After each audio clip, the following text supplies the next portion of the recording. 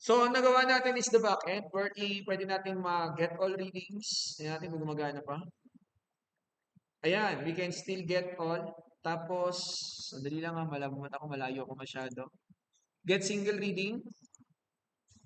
Ayan. Tapos, meron ba ako nagawang latest? Weather station. Latest. Kaya na parang hindi yata ito rito.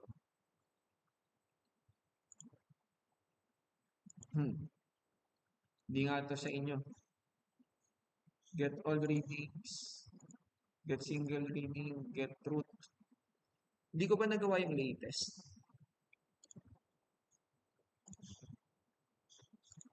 Teka lang ha, layo ko kasi. Tingnan ko muna rito sa akin.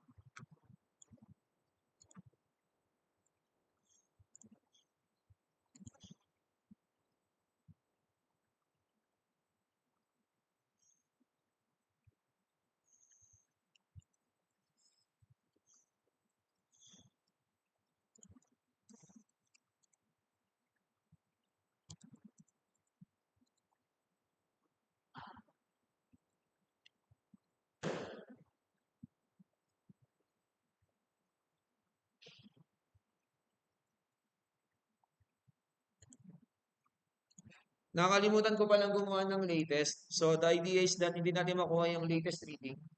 Gawa tayo ng route dito sa may after ng all, uh, get the latest reading. Okay?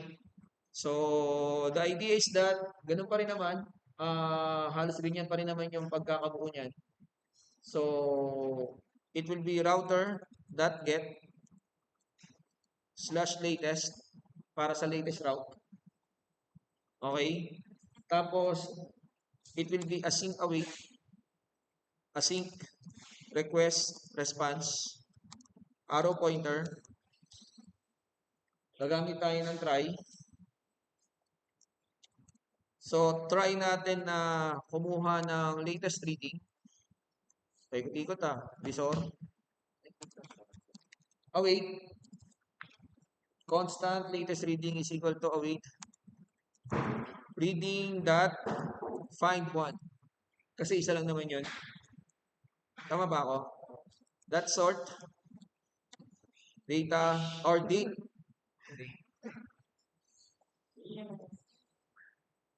colon -1 para yung pinaka recent na record makukuha natin.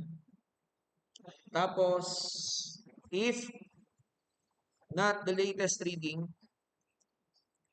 kapag hindi siya latest reading, anong gagawin? Magkakaroon ka ng return dyan, res.status 404.json. So kapag hindi niya makuha, mag-error ka ng 404. Tapos ang sasabihin mo sa kanya ay success is false, error is no data found.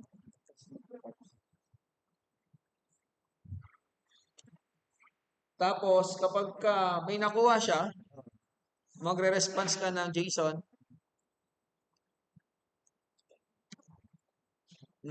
success colon true comma data colon latest reading.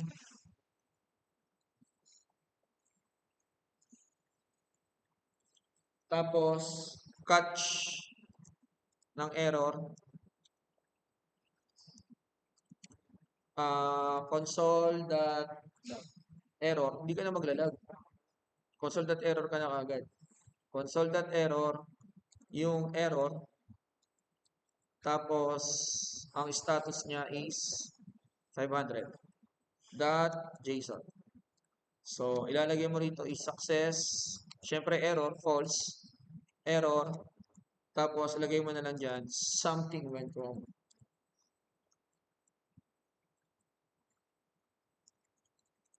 Something went wrong.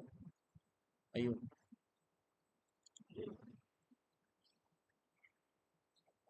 Tapos, yeah, ayun na yun.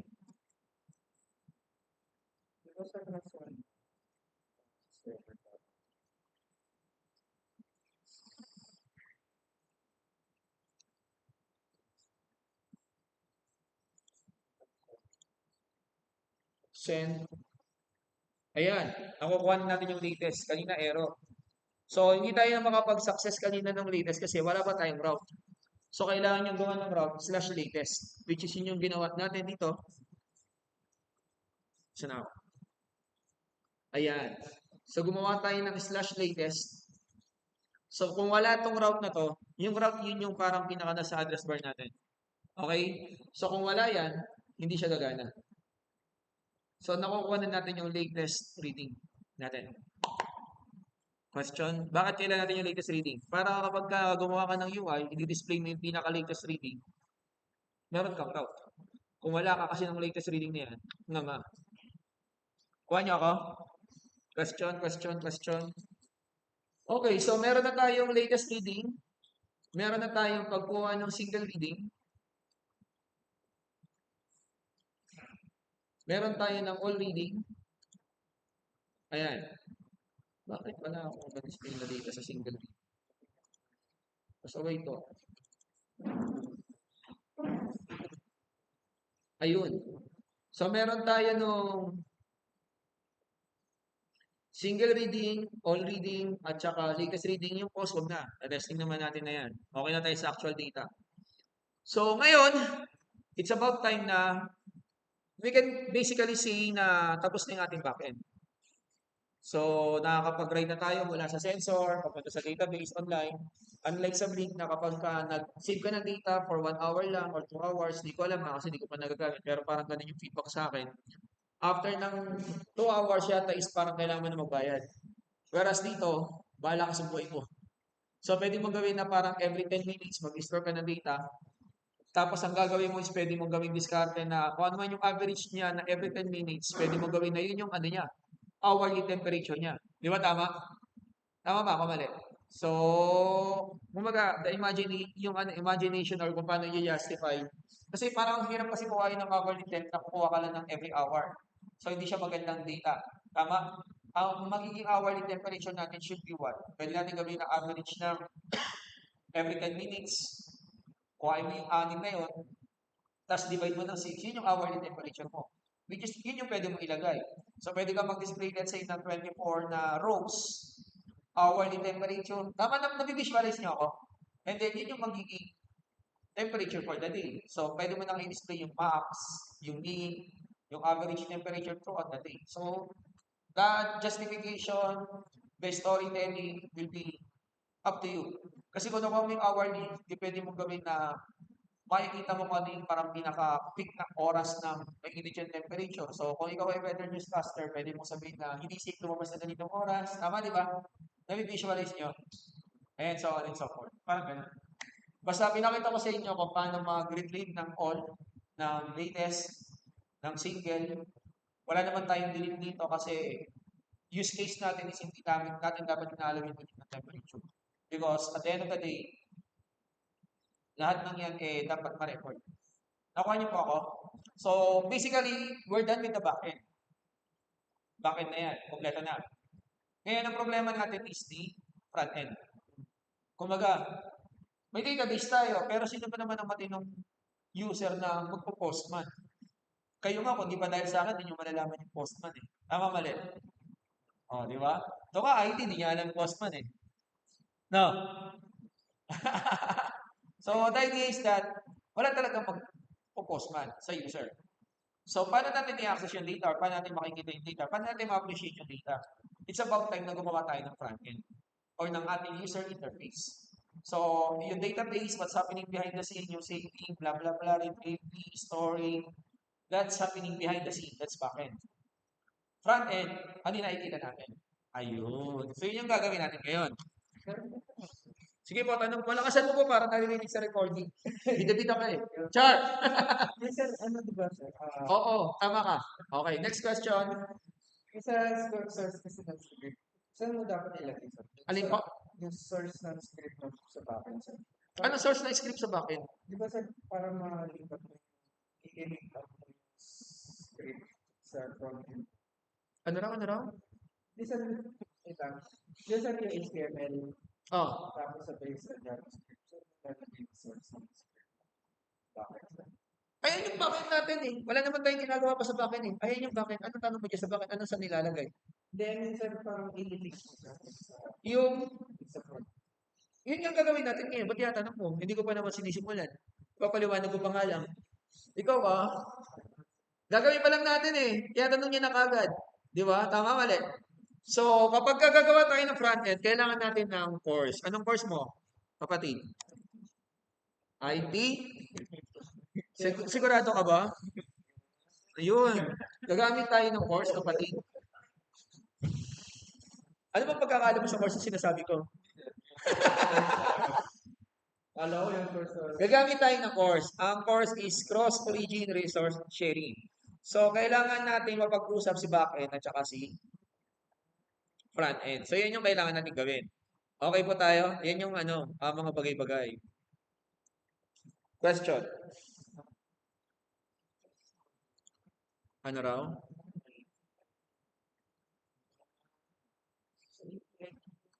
Anong API key? ay, wala siya. Kinakausap mo lang sarili mo. Hindi tayo magko-consume ng API. So, therefore, hindi natin kailangan ng API key.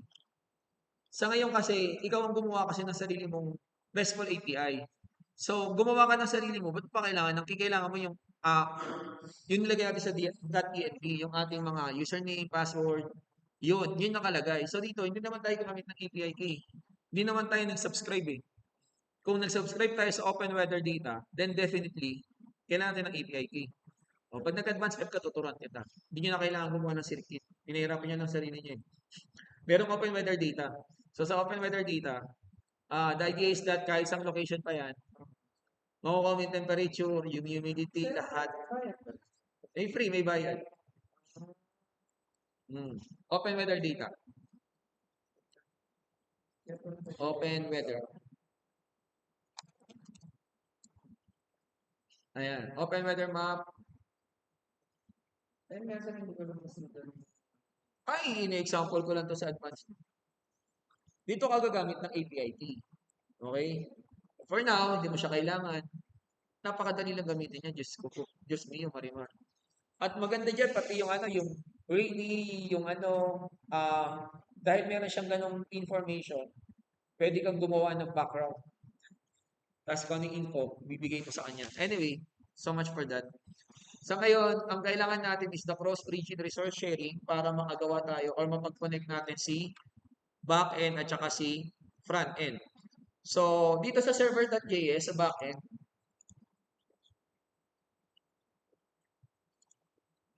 constant, gawa tayo rito ng constant tapos path is equal to require path.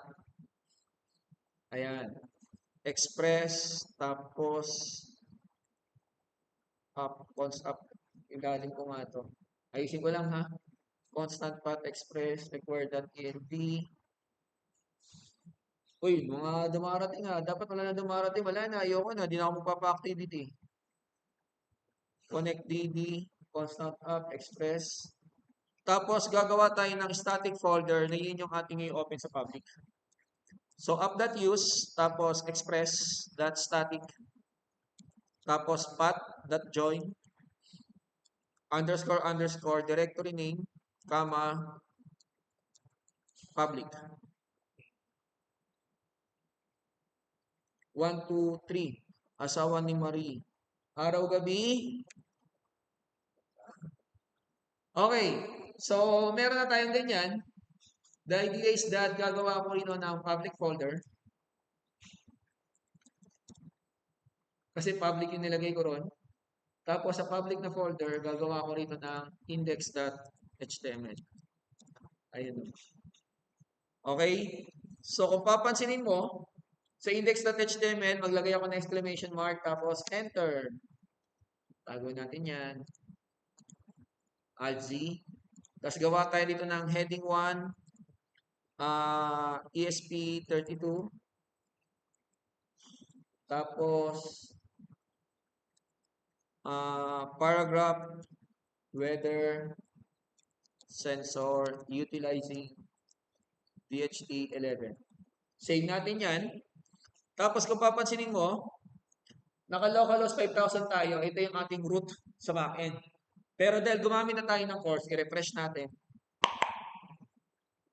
iba na yung nakita. Kanina kasi, yung ating root directory, ano pinapakita niya? Yung ginawa natin sa backend.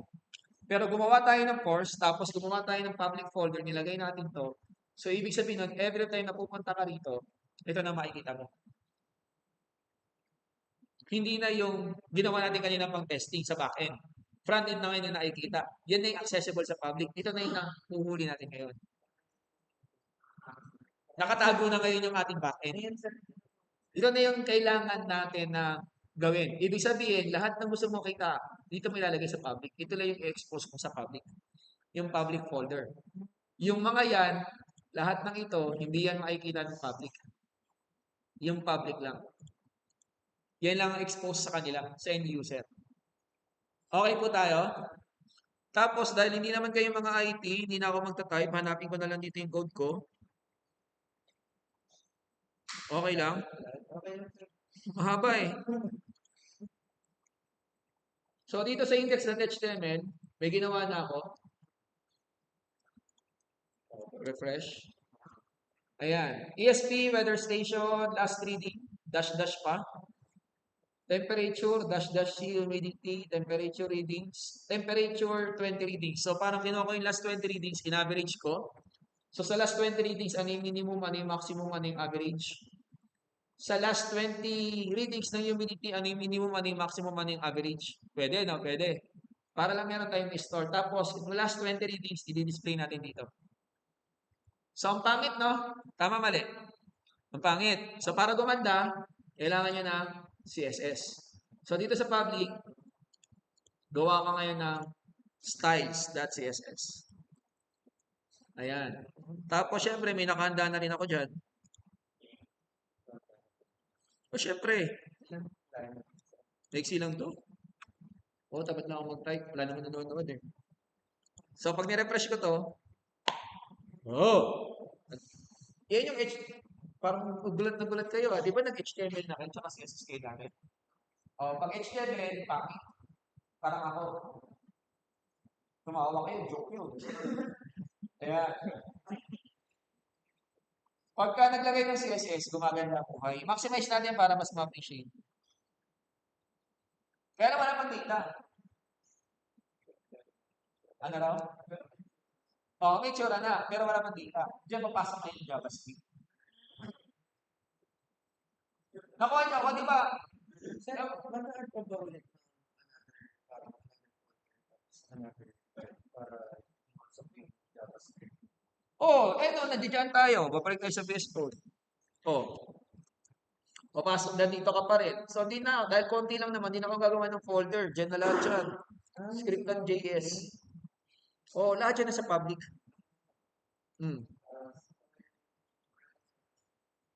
Tapos, gusto natin mag-update yung yung ating dataset every 1 minute or every, tama ba?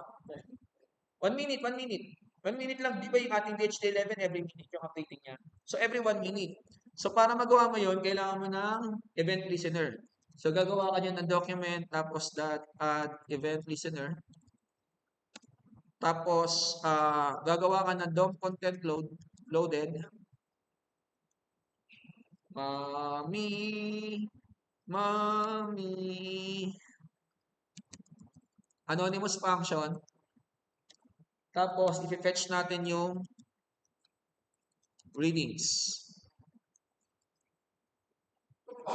Tapos, dahil gusto ko siyang gumana every minute, mag-update siya, para hindi ka refresh ng page mo, kailangan dynamic. Automatic magre-refresh siya nang hindi ka nagre-refresh. Para i-load niya yung bagong data, gagamit tayo ng set interval. Set interval, tapos fetch readings, 60,000. Tama ba ako? 60,000 is 1 minute. 60 seconds. Tama, di ba? Ayan. So, meron ka ng taga-refresh every 1 minute. So, hindi mo na problema yung automatic loading. Pag nagko-call ng data si ESP32 sa database, i-refresh niya yung page mo loaded. Agad. Sabi niya mahirap. Kuha nyo? Kaya lang ang problema, pinatch mo yung readings, function, tama. Nag-fetch ka ng readings, wala ka namang fetch readings na function. So, gagawa tayo ng function, tapos fetch readings. Tapos, ano ba ginamit ko rito?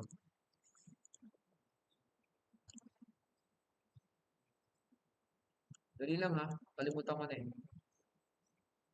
CDN. Ayun, gumamit ako ng Axios. Para kasi makapag-kuha kayo ng data mula sa API, may tatlong paraan. Ano yung tatlong paraan na yan? Pwede kang gumamit ng XHR. XHR yun yung luma na. Pero ginagamit pa, huwag ka tayo lumayo. Isang government institution, kilala natin lahat, hindi ko napapakalanan, recorded tayo. Ang gamit nila is XHR pa. Okay? So marami pa rin ang gumagamit ng XHR, mga legacy. So yun yung lumang paraan kung paano ka connect sa database mo, sa API mo, XHR. Okay? Pangalawang paraan, para makakonect ka is gagamit ka ng fetch. Mag-fetch ka ng data. Pangatlong paraan is gagamit ka ng actions. So yung actions ang modern way.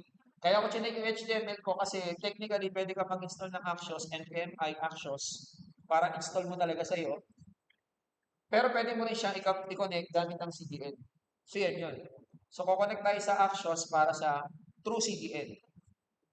So ito lang yung kailangan mo para wala ka nang install kasi dadami pa yun dito, magkakaroon ka ng mga packages pag nag-NPMI ka. So tama na. Hindi naman kayo IT tsaka ano eh. Kaya naman na ng ganyan na mabilisan lang. Hindi naman ganun kabigat. So kaya na yan. Okay? So gagamit tayo ng ganyan. Meron tayong CDN ng actions. So therefore, pag nag-fetch ako ng readings, gagamit ako dito ng actions, tapos .get. Tapos,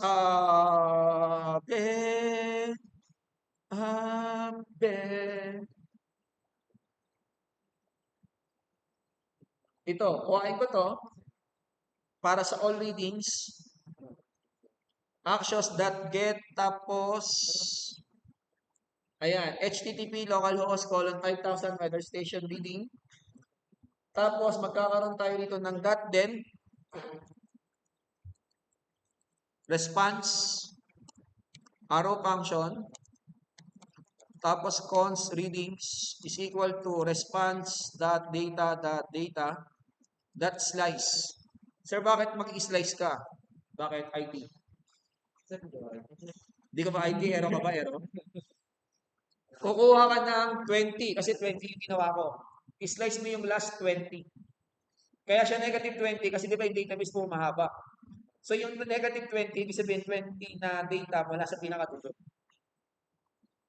Kasi the idea is that, parang pas record lang yan, listahan mo ang utang. Nagkautang ka sa akin, so ikaw number 1 sa listahan. Nagkautang ka sa akin, ikaw number 2. So, hindi na sa pinakailalim, yung weakness. So, mag-slice ka, negative 20, para yung mula sa pinakadulo, hanggang 20, yun yung weakness. Nakuha niyo ako? Thank you. Negative 20, tapos, syempre, gusto ko i-display siya ng pinaka-latest, tapos pababa. So, gagawin natin, reverse. Oh, sabi niyo mahirap mag-program. Ano? Sino ba nagsabi na mahirap mag-program? Tapos mag-update tayo ng UI, readings,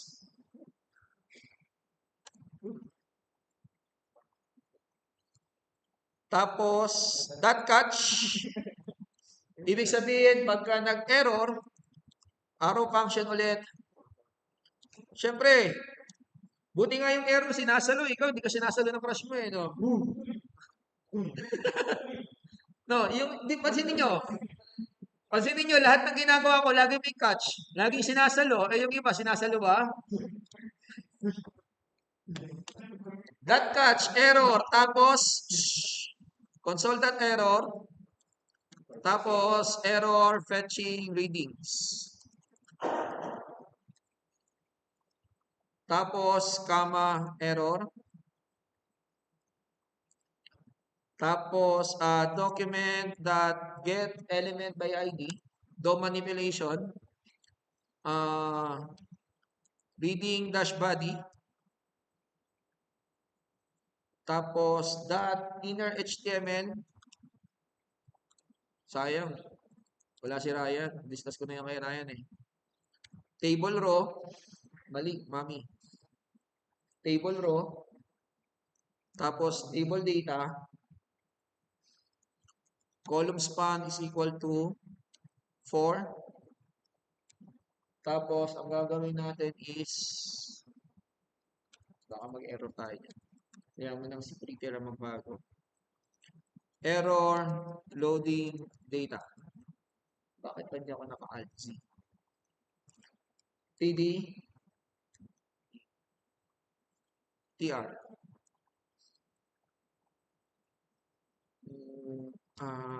Pe, ayun no.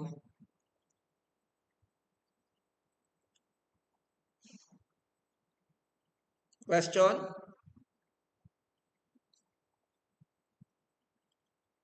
Try nga natin i-save. Tingnan natin ano mangyayari. Tapos, yan na. Wala pa. Kulang pa eh. Walang nangyari. Pangit. Gumawa pa lang ako ng function, hindi ko pa kasi ini-invoke yung function. Kailangan mo kasing invoke yung function. So, dahil hindi pa ako nag-invoke ng function, wala pa. So, function fetch readings, meron na tayo. Tapos, nag-update tayo ng UI dito, pero wala pa tayong function ng update UI. So, therefore, anong gagawin natin?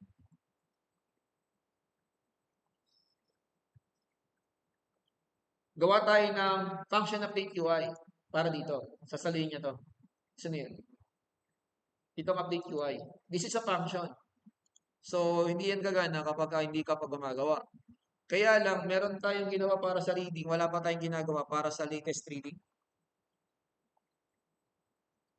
So, sabay-sabay na natin para isahan na lang. Gawin na rin natin yung latest reading. Okay lang, kakapipis ko na lang din kasi ang haba eh. Thank you. Parang ayaw nyo ah. Hindi naman yung pinapanood, nagpapagod lang ako eh. Sir, pinapanood ko na nagtuwa yung buo 2 hours. Sir, Ikaw lang, tsaka si Ryan Manuel. Kasi 6 hours lang total watch hours eh. Di ba tama? So, sino ba yung isa? Oo. Paliwanag ko na lang yung program. So, kung ito yung pagkuha natin ng all readings na 20, ito naman yung pagkuha natin ng latest reading. So, ganun din pa rin naman, same logic pa rin naman dito. Kaya lang, maiiba lang yung URL, which is ito yung ating route. Tama di ba yung ginawa natin slash reading? Slash latest, tama? Ngayon natin ginawa. Tapos, response lang din, .data. Para kuha mo lang agad yung data. Tapos, get element by ID. Kukuha mo yung last reading time, latest temperature, latest humidity. Ayun. And then after that, gagawa tayo ng function para mag-update ng UI.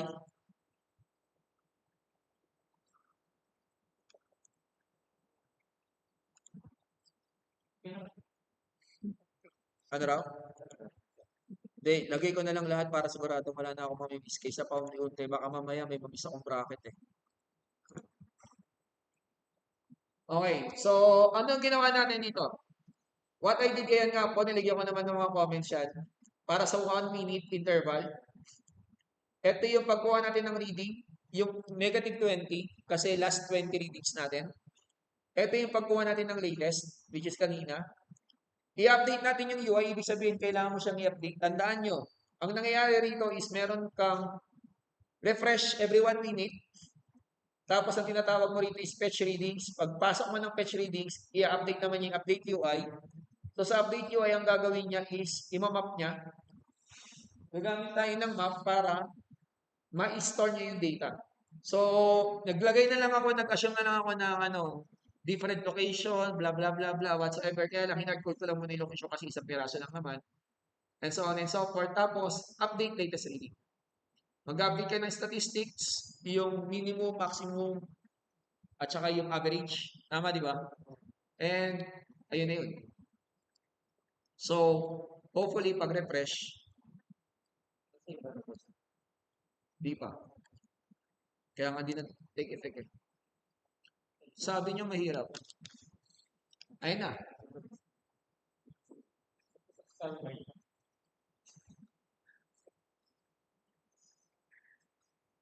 Bakit dalawa lang na-store na data? Ilan ba lahat yan?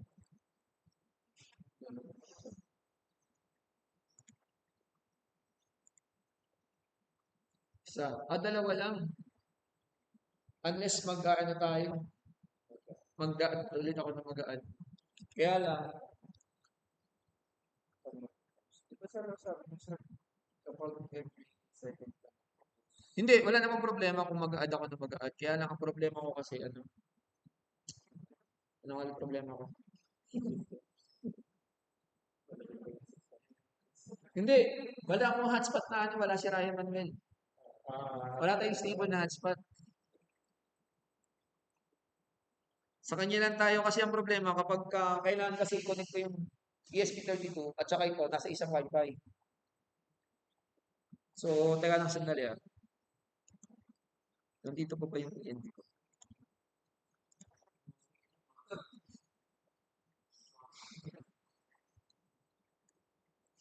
Sandali lang ha. Andali, ma'am. Iya. Ako.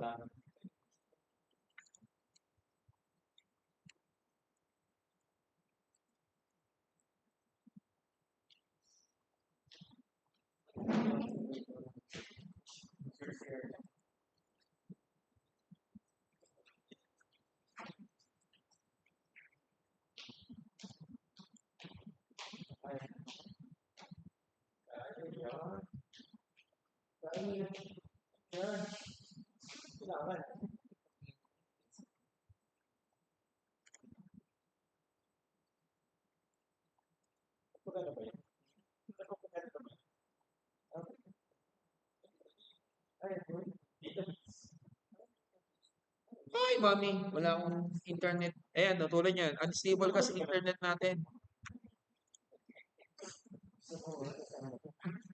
Shh.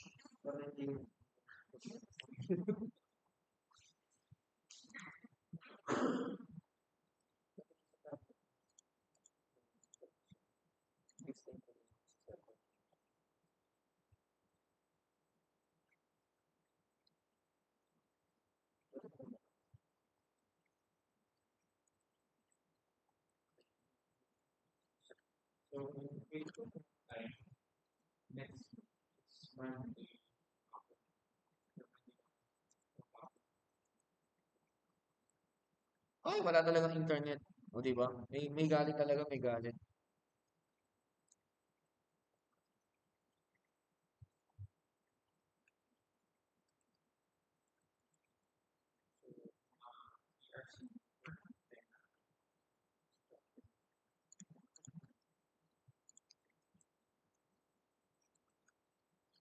Nasanay ako sa bahay, naka-autosave ako ng PS ko. Kaya hindi ako nagsisave eh. Sa bahay kasi naka-autosave ako eh. Ayan, kumanek! Oh, marami na ako reading ha. No, every minute nagpupukol. Gumawa kasi ako nag-testing kasi ako sa bahay bago ko gawin yung sa harapan nyo, syempre. So, papansinin mo, last 20 readings nandiyan dyan. Pero kung titignan mo yung all database, get all readings, it's more than 20. So, ibig sabihin, successful ako na hugutin na yung last 20. Kaya kung papansin niyo rito, sunod-sunod yan, no? 9, 10, 11, 12, 13, 14, 15, 16, 17, 18, 19, 20. O, di ba? If you want, pwede mong gawin ganyan yung logic, tapos kuhain mo yung 60. Tapos, yun yung hourly niya. Hourly average, yung hourly temperature. Kaya ayun. So, kung papansinin mo, simple lang, pero simple lang naman talaga. Dahil ng dating. So, ganun lang kasimple. What we did was, gawa lang tayo ng public folder. Sa public folder, nandiyan yung HTML, nandiyan yung JavaScript, nandiyan yung styles. And then that's it. So, ito, ilalagay ko na lang yung code sa GitHub para makuha niyo yung code as is. Pero tatanggalin ko yung .tlt kasi natin ko yung aking user capacity. Sa mo. Amen. Question? So, magkakaroon tayo. Okay po ba?